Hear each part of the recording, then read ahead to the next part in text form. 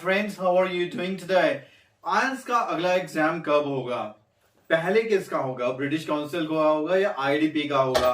Computer based पहले होगा या पेपर बेस्ड पहले होगा?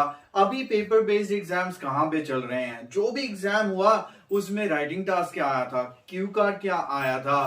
क्यू कार्ड्स कब चेंज होते हैं? आयल्स की दुनिया की कोई भी अब आपको अपडेट चाहिए तो सबसे पहले आप तक पहुंचेगी अगर आप आज ही ज्वाइन कर लेंगे मेरा टेलीग्राम पे नया चैनल रमन आयल्स। आपको पता है कि मैं हर एक आयल्स का लेटेस्ट अपडेट आपके साथ शेयर करता हूं, लेकिन यूट्यूब पर कई बार वीडियो एडिट करते, बनाते, अपलोड करते टाइम लग जाता है।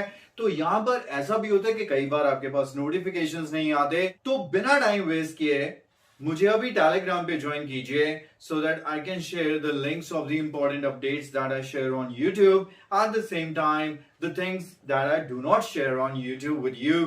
टेलीग्राम पे रमन आयल्स मुझे आज ही फॉलो कीजिए।